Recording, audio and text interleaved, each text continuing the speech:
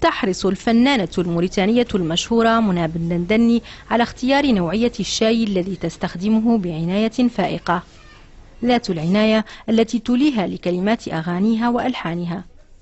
فكما عرفت بالتأني عند اتخاذ قرار بشأن أغانيها والتجديد والجرأة عند اختيار الكلمات والتمسك بالأصالة الممزوجة بالحداثة، فهي قد تمضي ساعات لتقارن أنواعا من الشاي تحار أمامها العيون.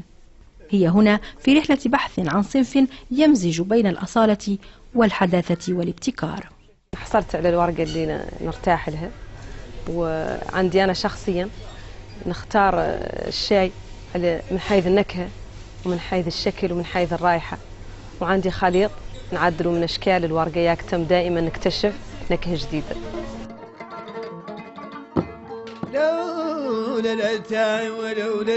بالنسبة للفنانة منى بن دندني لا يحلو سمر ولا يكتمل مجلس ولا تولد أغنية أو يتقن لحن إلا في حضور كؤوس الشاي لتواكب ميلاد الفكرة وتسهل انسيابيتها وتحرر أوتار الآلات الموسيقية وتطلق العنان للإبداع. لا تهب ما بالقلب من نكدين فقد يطيب به شعر وتدريس. لذلك فهي لا تغفل أيا من التفاصيل المتعلقة بطقوس الشاي، وأولها أن يعد أمام الحاضرين على الفحم وعلى نار هادئة، وأن يختار له أجود أنواع النعناع الذي يمنحه نكهة خاصة. كذلك ينبغي أن يكون المحيط عابقا برائحة البخور الموريتاني، ولا بأس بقدح تقليدي من حليب النوق. في التقاليد الموريتانية تحتسى 3 كؤوس من الشاي خلال الجلسة الواحدة، لكن في مثل هذه الحالة يتواصل الشاي ليواكب المجهود الذهني. الشاي هو مصدر الإلهام، هو محور الجماعة الموريتانية، وأنا شخصيا كفنانة موريتانية يمثل لي الكثير للموسيقى الموريتانية، لأنها تتألف من 5 مقامات، وما زال التاي متواصل نتم لا نقدمه في العطاء إلى المقام الأخير هو مقام الفتيت، ويتوقف عنده إلين يتوقف التاي، نتوقف وإحنا اللي يتوقف المقام الأخير هو مقام الفتيت. وقد قيل عن الشاي أو أتاي كما يسميه الموريتانيون الكثير شعرا ونثرا، وألفت فيه كتب ودواوين.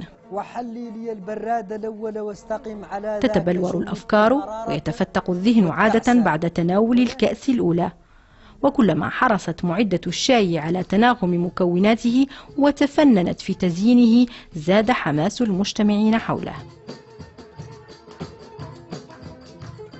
ولع الموريتانيين بالشاي لا جدال فيه، فقلما تخلو مجالسهم من ذكرياتهم بشأنه، خاصة عندما يفتقدونه في الغربة. وقد اختزلت بن دندني هذا الوله في أغنية خاصة تقول كلماتها: إنه لا يقدر بثمن.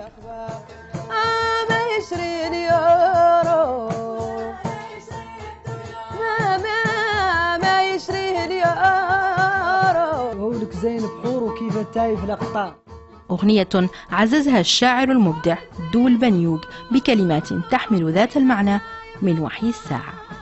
ما يشريه اليورو ولا يشريه الدولار. يكاد الشاي يحتل رتبة سفير فوق العادة وكامل السلطة في موريتانيا، فهو مصدر إلهام بالنسبة للشعراء والمطربين كما شاهدنا في هذه الجلسة الفنية، ويستخدم في تقريب وجهات النظر بين الفرقاء، كما يساعد على لم الشمل والتواصل بين الأسر، وهو شاهد على مناسبات الموريتانيين الاجتماعية. لذلك فهم لا يترددون في الإنفاق بسخاء عندما يتعلق الأمر بالشاي ومستلزماته. واحتراما لعلاقتهم التاريخية به، وبما أنه يتقاسم مع الموريتانيين حياتهم بحلوها ومرها ويضبط إيقاعها، يتزايد إقبالهم على اقتناء الأواني الفخمة التي تستخدم في إعداده، وكأنهم يعبرون له عن تقديرهم بمعاملته معاملة تليق بمقامه.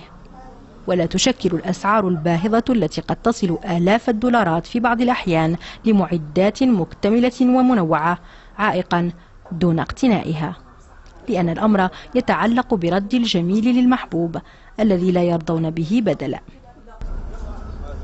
من أكبر الأسواق في موريتانيا سوق خاص بالشاي، فقد بات المشروب الأول في البلد دون منازع.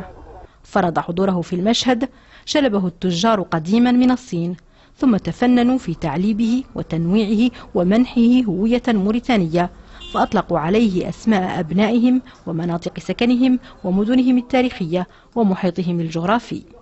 الموريتاني استطاعوا من مهارتهم في الشاي الموريتاني عنهم عادوا يفاصلوا بين الورق النافع والما ينافع مهارتهم. بعدين عنهم عاد استطاعتهم عنهم يجعلوا الماركة باسم بعنوانهم هم الشخصي الطارحين هم على الصين، فارضين على الصين.